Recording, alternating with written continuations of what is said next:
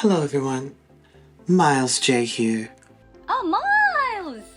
Hi, how are you?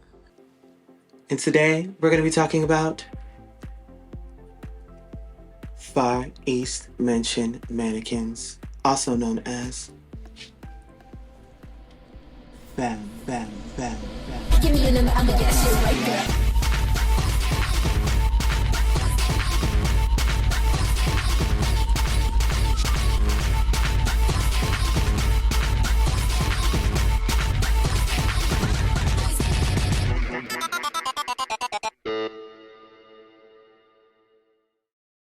In this video, I'll be explaining what FEMM means, their concept, what they say they represent, and describing all their public videos on their channel because I'm not sure how much video footage I can use. Who or what is FEMM?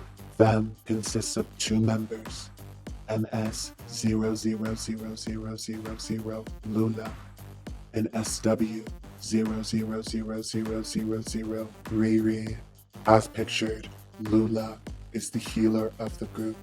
She brings the heart and the love. RiRi is the warrior of the group. She brings the fire and the attitude. And together, their energy creates a chemical reaction that is now known as FEMM. They are the first real live mannequin pop duo, but unfortunately, they cannot communicate with humans well, so they bring along with them their agents, introducing Honeybee and W Trouble, RiRi and LuLa's agents, respectively. FEMM is a performance art group.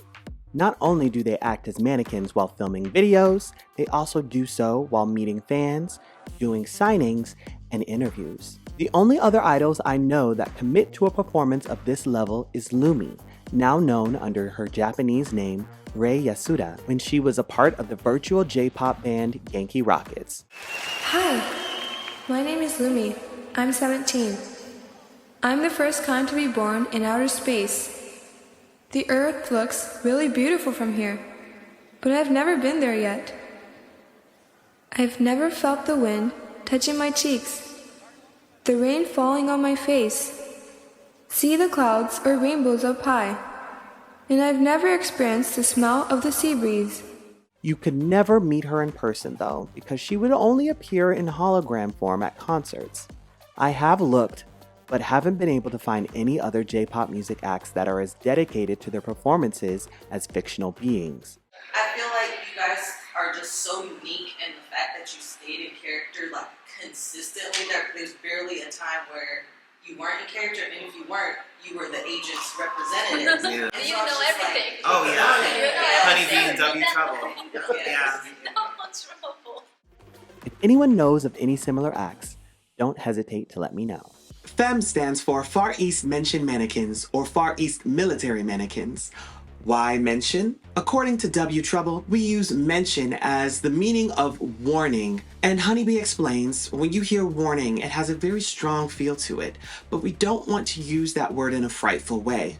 We just want to have people realize about mannequins having feelings, just like us. That's kind of why we use mention instead of caution or warning. However, in their official 2023 goodbye note, they state that what FEMM really stands for is Far East Military Mannequin, and that they are intelligent dolls that were forced to perform proxy wars for humans in their era. Honeybee goes more into depth about this in a different article, saying, We believe that dolls and mannequins have feelings like us, but for years they have been mistreated by humans. Our agency, FEMM's agency Syndicate, installed a device into these two mannequins and created a highly intelligent RiRi and LuLa. They were sent to the human world with the mission of saving all unfortunate dolls. Through their performances of singing and dancing, FEMM aimed to raise the rights of the doll, and us agents support them in every way. The Japanese pop duo known as FEMM announced their upcoming disbandment, which was set to commence at the end of the year 2023. Their initial announcement was on April 2nd, 2023, but because of the time difference,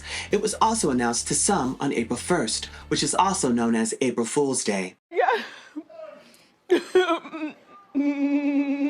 So a few international fans, including myself, didn't believe them at first. However, they followed it up moments later with heartfelt notes from MS000000 RiRi and SW00000 LuLa, giving their thanks to their fans for supporting them across 10 years of music and promotions. The latex outfits, the robotic movements, the punk English and Japanese lyrics, we were witnessing the end of an era. I really wanted to create this video to show my appreciation to FEMM, the music they have given us, and their unyielding dedication to slay with every visual and song they come out with. FEMM's first video on their channel is an epic 3-minute trailer that shows off incredible VFX and a complex storyline, which is mainly used to promote their fan site. The trailer reveals that off the coast of Japan, at the bottom of the sea, resides a huge space built in secret. The space is FEMM's agency Syndicate.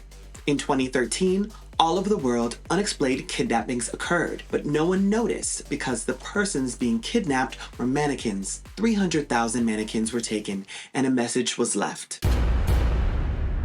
Do dolls have feelings? Do their songs move people? Well, yes! FEMM's website had launched at this point, with the homepage having a countdown timer to FEMM's official debut. The trailer explains not all mannequins are suited for FEMM status, and the ability to select mannequins with potential is also very rare. So you are given 2 avatars, you as an agent, and you as a FEMM. Of course, when I went to go look for said fan site, it was out of commission, so I used the Wayback Machine to see if I could find a screenshot, and I was lucky enough to be able to access the old interface, but that's it. The website featured the trailer when you accessed it, which prevented me from clicking through and accessing the actual fan site. I don't remember much about creating my own account, but I do remember visiting the website, which was set up like the backrooms of the dark web with the elegance of tea time and the mystique of the Matrix. November 30th, 2013 was the official launch date, though I wouldn't discover them until a year later. Thanks to this post by No Boyfriend Moldenai, I figured out that the website was used mainly to share and spread the word about FEMM. You were given a mission statement to use your share functions linked with your SNS account to spread the word of Far East mentioned mannequins. Each time you logged into the website, you would get access to 1 mention. If you get 10 days of continuous access, you get 50 mentions. 20 days of continuous access, you'd get 100 mentions, and so on and so forth. Depending on the number of your mentions, you will be given a placement.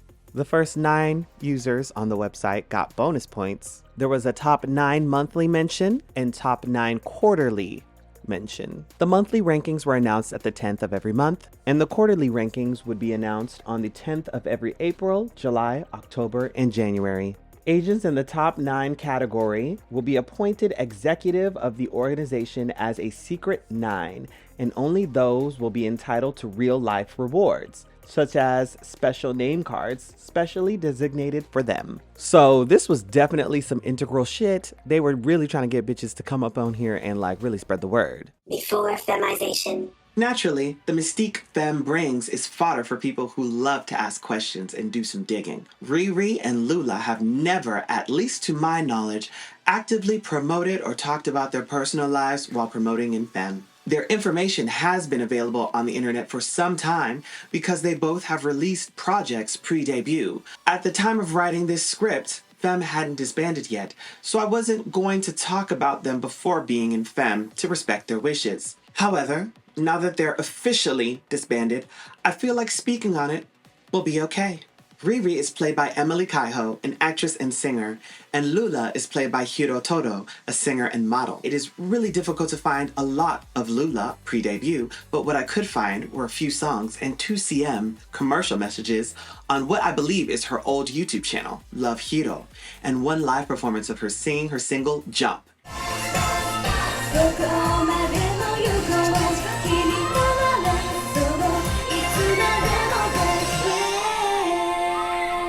Emily Kaiho debuted abroad in Los Angeles as an actress before her debut as RiRi from FEMM. She had a supporting role playing the character Momoko in the 2010 movie Bunraku, starring big names like Demi Moore, Woody Harrelson, Ron Perlman, Josh Hartnett, and Gact. Actually, let me watch that right now. How did FEMM form? We do not know. All we have is the story FEMM has told us, which has evolved as time has gone on. And let me know if y'all are allowed to answer this. How did FEMM get created? Like, how did FEMM start? Is that too deep in lore? Yeah, we were mannequins standing at the window, just doing our thing. Yeah. We were scouted Right. to be the leaders of the mannequins, Right. and then did some work to us so we can move hyper and can dance and sing, and then we started. Okay. Or the feminization. Yeah. Right. Okay. I don't really know where to look for this answer, and I do not think we were ever given one to preserve the realness and mystique of FEMM. Music videos. In 2014, something shifted when they released their first music video, UFO, featuring FZ from SFPR versus Invaders. A hard-style intro with a beat layered throughout and minimal vocals. We get to see FEMM for the first time in action with their synchronized robotic movements, laying the foundation for what is to come. Their follow-up single, Astro Boy, begins with a funky electric guitar solo and also features Honey Bee and W Trouble, RiRi and LuLa's agent, avatars. RiRi recently shared that she and LuLa worked their butts off on that shoot, and you can see their hard work paid off. 1 month rehearsal, I think, for Astro Boy. Wow. Because there were like 40 dancers, 20 girls and 20 guys. And so their choreography was hard too. And they were trying to do so many things, like use a plate, kind of plate, and then we're on it. And then the guys lift it, and then we come lifting up as well. Like we're squatted down and then lift and then lift again. But I don't think this choreography was in the video. We just tried like so many things till the shooting day. So that's why it took like 1 month to prepare. You really get to hear their vocals this time, which gives a robotic auto-tune vibe. This song and music video pulls out all the stops with abstract choreographed visuals, a group of background dancers, in-your-face English rapping, and a catchy hook. This is RiRi and LuLa's true debut alongside their agent avatars. How you can tell the difference is their agent personas always wear sunglasses with everyday clothes and more natural movements. RiRi and LuLa very rarely wear anything outside of their latex outfits made by GM Atelier. This song is also the moment that we realize that FEMM is going to be singing in English. While they are both native Japanese speakers and understand English, RiRi speaks more English than LuLa. Because she's not 100% fluent in English, so I was her English teacher like the whole time, and we always practice like 100 times, like world is like another difficult. Like L's and R's are really hard for Japanese people to pronounce, so we really worked on that. And even though I can speak English, like I mostly grew up in Japan, so I try to catch like the sassiness, in the lyrics and how to sing, You did that. Yeah, you did. It was delivered. We had to get Yeah, like you the delivered. vibes, Deliberate. We got it. Yeah. It was the. You're really good. I listened to a lot of Nicki Minaj. And Oh, yeah. She said like the fuckboys get money or did wrong. Yeah. Wannabe, that kind of taste. I really listened to her and kind of get the attitude. And like KHUR at the moment. Yeah.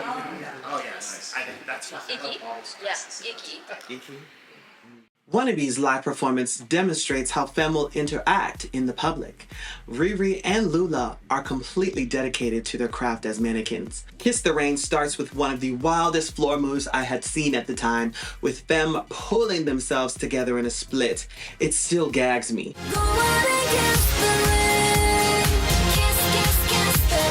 The whole music video is a dreary monochrome visual with the music pulling you into the lyrics, which describe a long-distance romantic relationship. I feel like something LGBT is happening to me. Like the last video of the day, finishing like in the morning, she was being covered with chocolate all over her face, shooting Kiss the Rain. It was really hard, but it was hard. Fun. 頑張りました。 Yeah. We Flood the Night is one of my favorites from them. In the music video, it's just the girls standing completely still with the backgrounds and their outfits changing around them. They don't move an inch.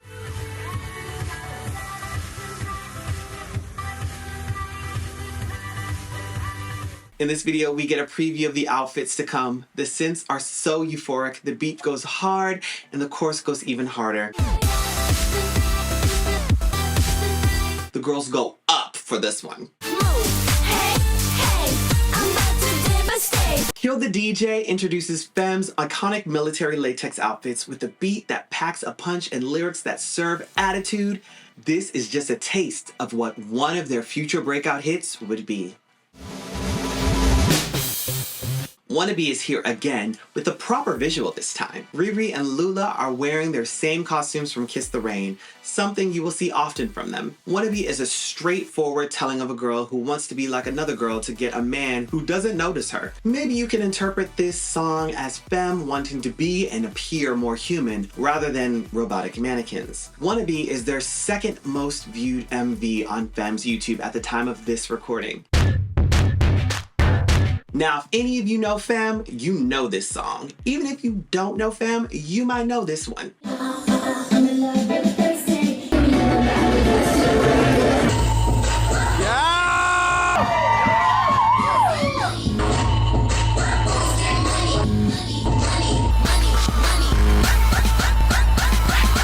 Fuck Boys Get Money is FEMM's breakout hit with 2.4 million views on YouTube and 1.6 million listens on Spotify. With the name that this song has, it was bound to instantly turn some heads, with people misinterpreting the message as promoting prostitution. The Mannequins explain, "We leave it to the listeners to decide about the message or feel of this track, but as for FEMM, they're singing about girl power. It's okay to be sexy, just don't let them take advantage of you." Fuck Boys Get Money has very aggressive lyrics, but lots of women seem to relate to it. They call it their life anthem. The music delivers. The song was written and produced by Patrick Lukens and Nicole Tranquillo, and the writers were not playing when they wrote this song. The English lyrics is what surprised me the most about you guys. Yeah, It was like ATL, mommy, but I'm sitting. Like in New York, I said, who wrote this?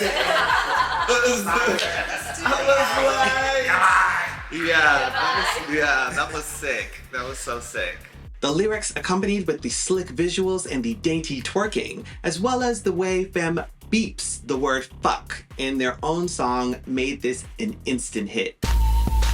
It went triple platinum in my room. Boys Get Money remains one of their most viewed music videos to this day.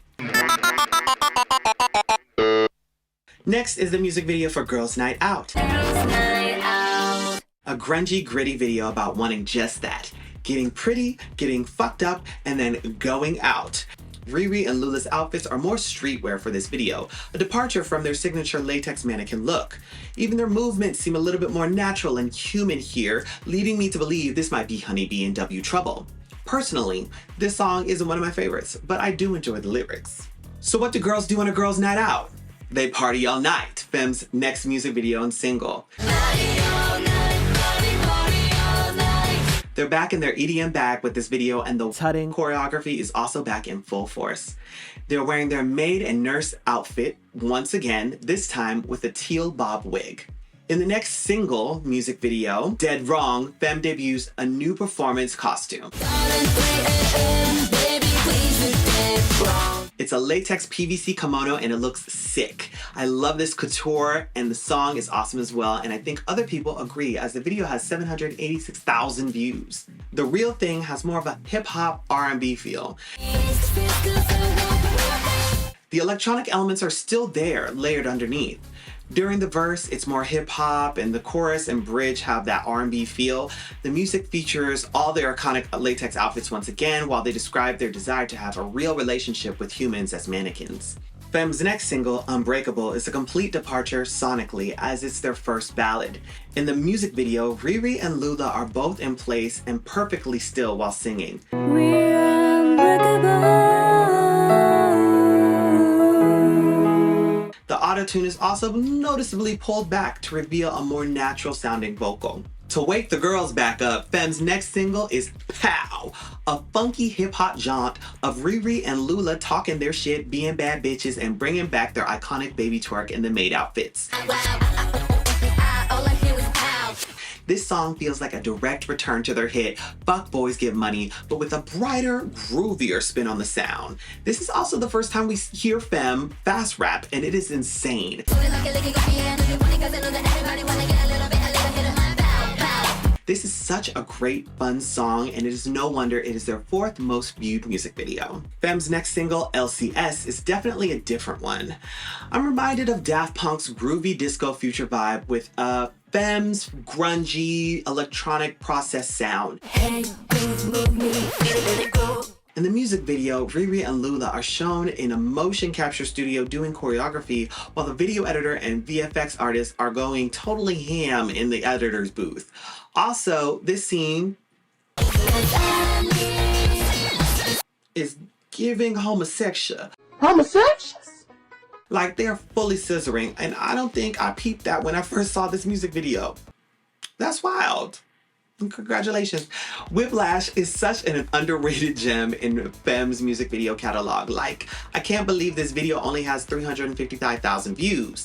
In the video, RiRi and LuLa are wearing their classic black latex outfits, and their hair is slicked back as if they just got blown away, while doing intense tutting choreo created by Hidali, a choreography duo, in one take. Yes, this music video is one take. The camera work is so fun and excellent.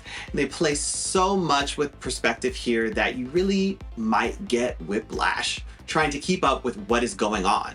Big props to FEMM for doing all of this while trying not to blink and neck to toe in latex. Complete insanity to me. The background dancers fucking ate this shit up too. You get whiplash. Okay, so I'll tell you guys about our only we know about this. Not even our manager or director who nobody knows about this. Should I shut up the camera? It's okay. So, like I said, we had to nail everything in one take. And the very last choreography, it was something like that, you know? And then she did it right. I forgot this, like, you know, just this move, I forgot this. But everybody is like checking the whole thing, right? So nobody realized it.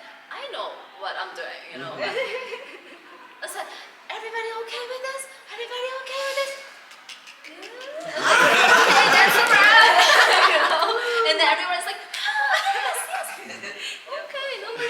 And then even after it aired, nobody knows this. So that's you guys. If you can like look at the last scene, I think you know.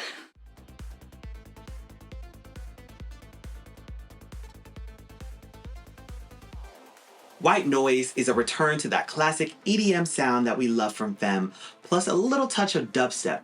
The chorus and the choreo during the chorus is so good. The finger choreo is especially impressive. The visual is definitely a favorite of mine. Just the way everything is edited is so fluid with the choreography. It's so much fun to watch. Also the wigs! The cut and color is perfect for the song. FEMM starts to depart from their mostly black and white shades and starts to become more colorful with the hip-hop video for Countdown. Just swing back in the day, remember I'm a kid that play. You need to count down. They bring back their popular sunglasses from their debut, paired with the laid-back style from their Girls' Night Out music video. This song is my least favorite from them, but as always, the visuals keep me seated. Next is another favorite of mine because two of my faves collaborated. Do It Again featuring Liz is a certified bop in my house. You broke my heart, but I let you do it again. This song feels like a synth 80s dream, but then it breaks down into this almost hardstyle gritty synth. And then it goes back to dreamy again. The visual is so much fun too. It's a fake 3D music video, so they play with perspective here a lot.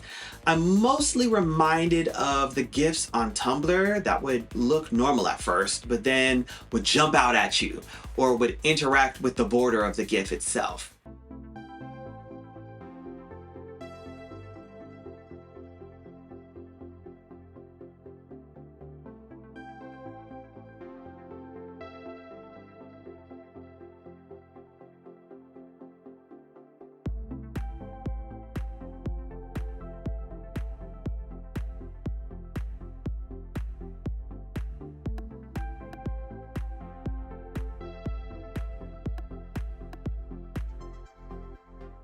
After this song, FEMM briefly stepped into their city pop bag, covering a popular song from that era. The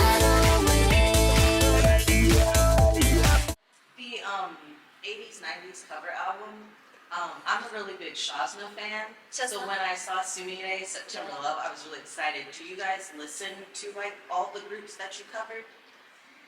They're almost all like famous songs already. So actually the producer picked these songs, but we knew almost all the songs already. So it wasn't hard to like cover it, to learn the lyrics and stuff.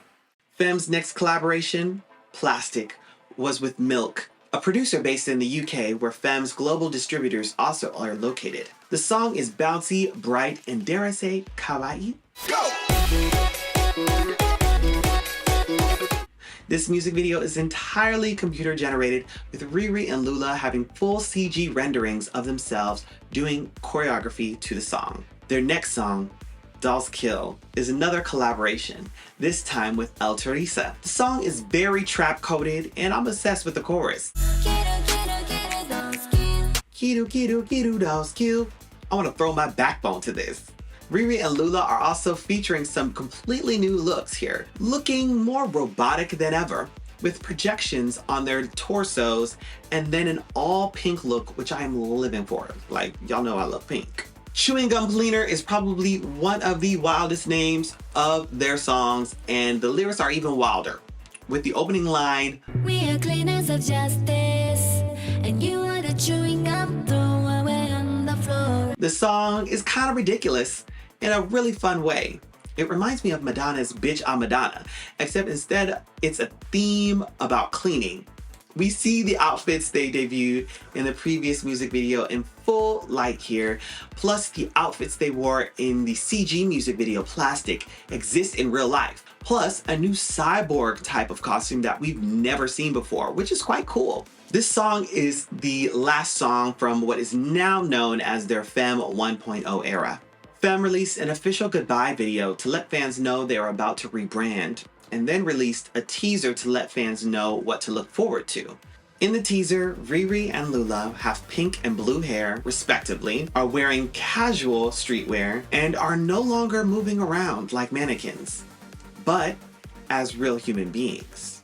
FEMM had a brief break and came back with a new image, which they dubbed FEMM 2.0. This version of FEMM still had some of that mannequin charm we loved, but it was more human. Impact. FEMM's 1.0 era was all about getting the word out about Far East mentioned mannequins, and it seemed like Avex, their parent company, was more than happy to pay the bill. We're talking interviews with major outlets, rubbing shoulders with grade A celebrities, I know it's kind of random, and doing what mannequins do best, model clothing.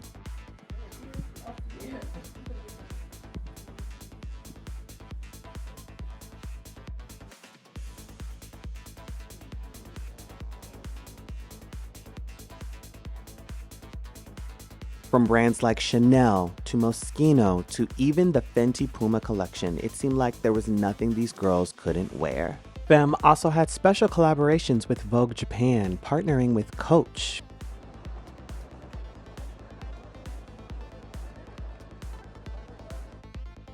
And they did a special Halloween series collaboration with Nylon TV. They still have a lot of their videos up, so if you're a big fan of doing makeup, I would definitely check these out. Overall, the impact of FEMM's 1.0 era cannot be overstated. All of the photos, I can't even show you all the photos because they took so many photos during this era, but I definitely want to show you some of my favorites.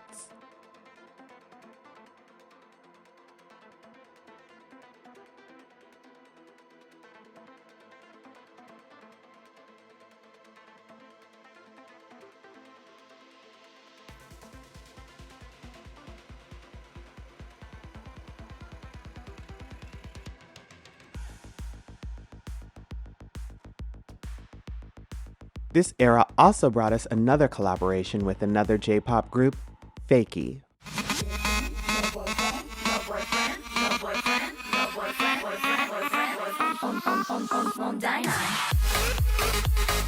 Which would eventually bring us to another major collaboration, Famine, which is Fakey, FEMM, and Yupin.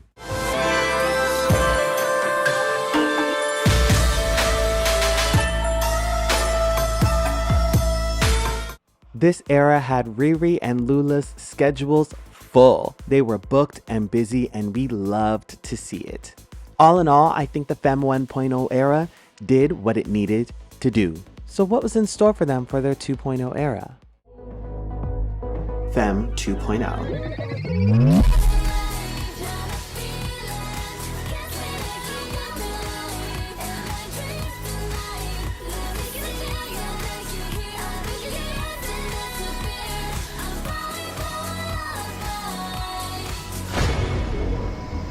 We can speak a little now.